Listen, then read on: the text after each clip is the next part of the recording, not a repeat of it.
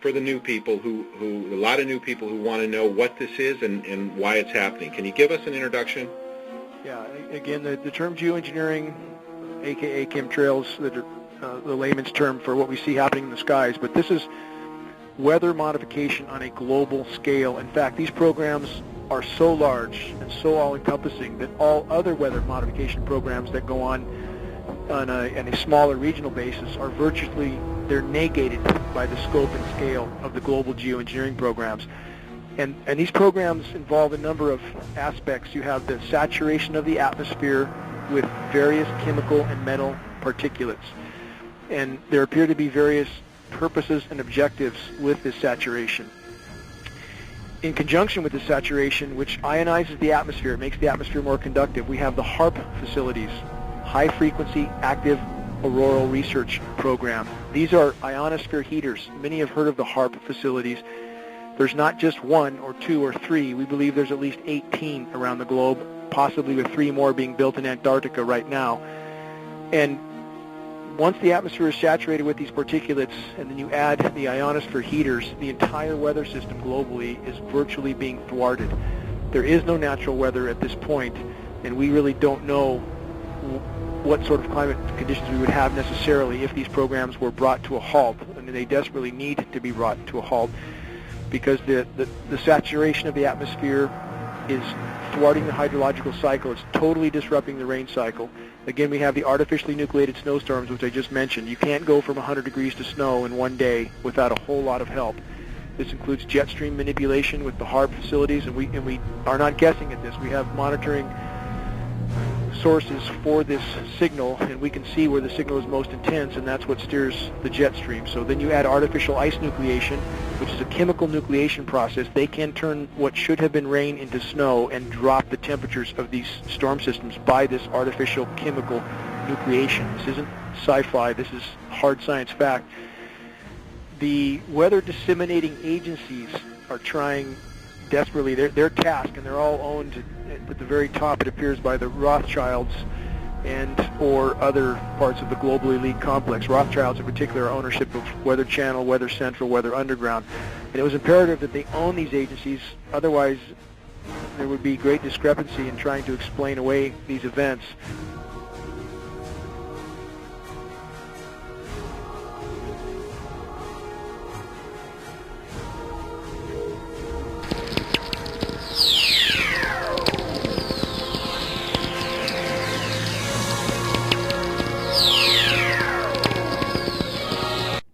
This next story is so unbelievable, we didn't think it could possibly be true. But after receiving thousands of records and declassified reports from the Army, it's confirmed that during the Cold War, the United States military conducted secret tests on unsuspecting people in the city of St. Louis.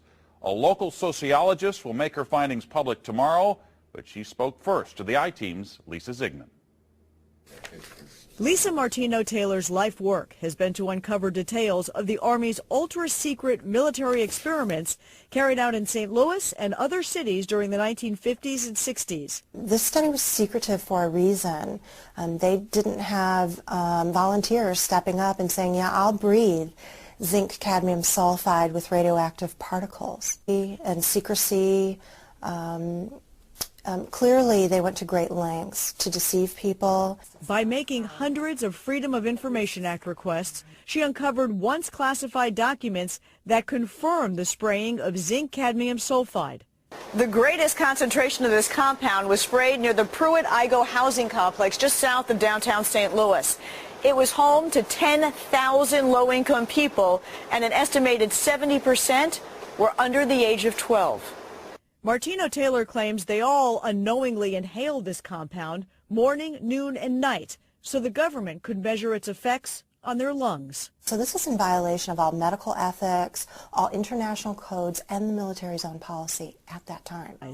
There's a lot of evidence that indicates that people in St. Louis, in the city, particularly in minority communities, were subjected to military tests that was connected to a larger radiological weapons development and testing project. For the first time, she links the St. Louis testing to a company called U.S. Radium, a company notorious for lawsuits involving radioactive contamination of its workers. United States Radium had this reputation where they had been found legally liable decades prior for producing a radioactive powdered paint that killed many young women who painted fluorescent watch dials.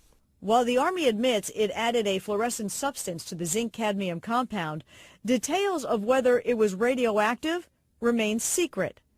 Documents uncovered to date indicate the Army never conducted follow-up studies to see whether the compound caused long-term health issues. In 1972, after years of crime, poverty, and decline, the government destroyed the Pruitt-Igoe housing complex. Lisa Zigman, News Channel 5, I-Team. Now, the company U.S. Radium no longer exists. And as the storm approaches, the high begins to recede, and then they're running the flights back and forth, back and forth, back and forth, and literally seeding the leading edges of the cirrus. So the cirrus canopy is accentuated. That cirrus canopy, which would maybe be 200-300 miles out ahead of a cold front, is now 450 miles. Based on geoengineering data, it would appear the Pacific Northwest gets an excessive amount of the fallout from these programs because much of the weather, much of the precipitation and the storm tracks and the jet stream move across us. So as stated by globally recognized geoengineers like David Keith, that's the type of area they would want to seed these particulates as incoming fronts start to cover landfall. And that's exactly what we see here. When there's any kind of incoming front, we see jets everywhere. Weather has always been a strategic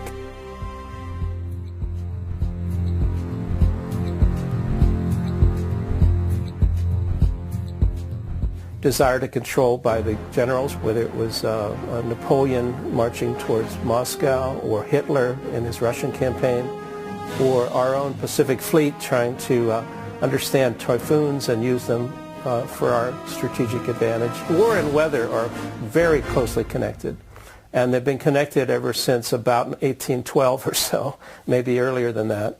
Hannibal had to face the snows in the Alps, and so there's a long history of weather and warfare interactions.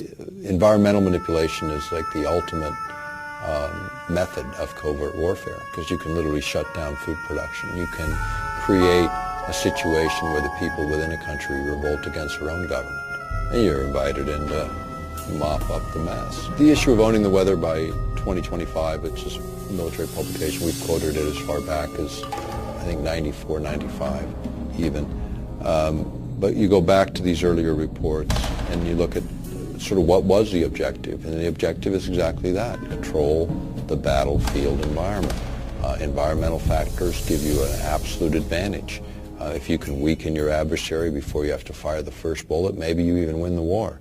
Whether it's incredibly historic sandstorms when we're invading Iraq, or you want to drought out or flood out a dictator that you're not happy with,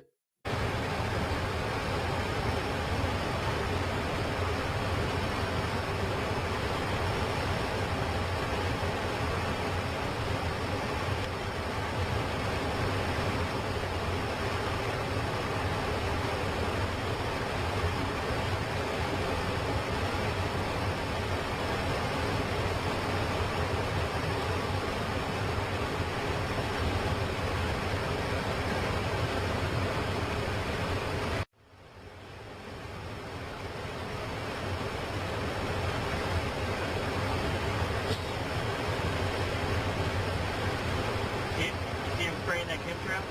Yep. Feels like we're above him. I know. Oh, it's wicked dead right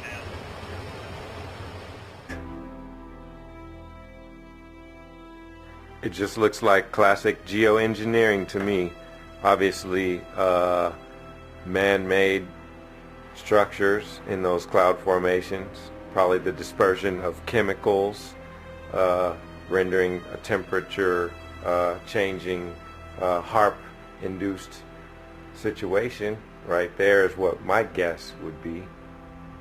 All I gotta say is hats off to the photographer. He really kept his hands still, and he's capturing, and then he's actually capturing a decent enough time to actually see this formation transform in front of ourselves and in front of the public right here. This scares me, man. I don't know. It's a terrifying HAARP-induced heating of the atmosphere. I mean, it looks like flames. It's an actual phenomenon. Look at the cloud formations around it. Could this be maybe just a real weather phenomenon? I just wondered, how did it have that square edge? I don't understand that square edge.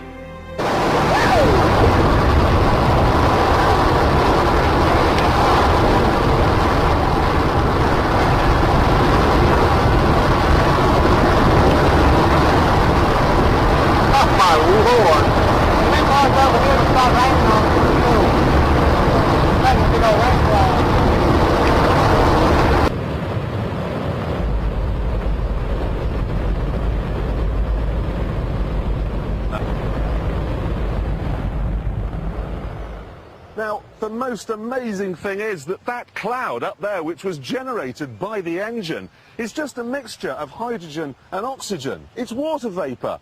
And in about an hour's time, someone in Mississippi is going to get wet washing. It will actually rain.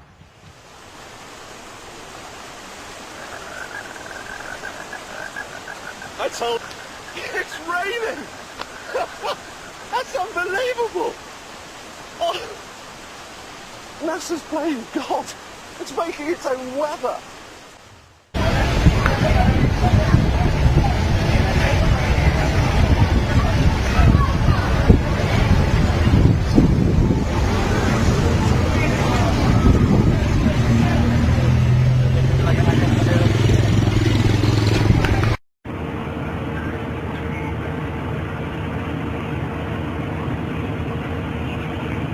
Vamos a ver esa playa.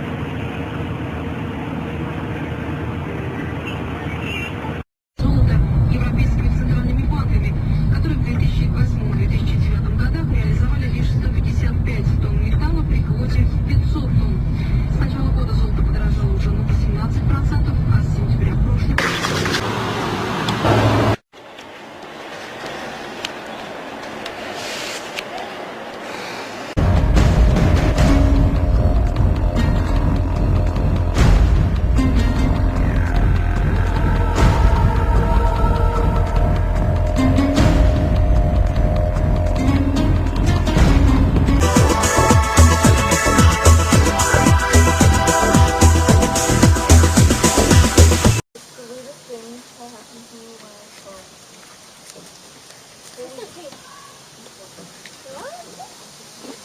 It's like something you'd see in a video game. On Mario.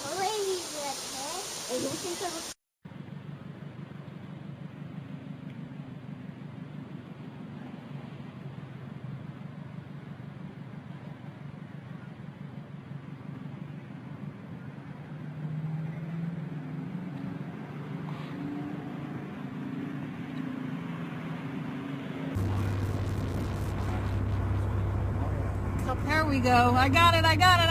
You filming it? Yeah, baby. How's that? Weird looking or what? Looks like it punched a hole in that cloud.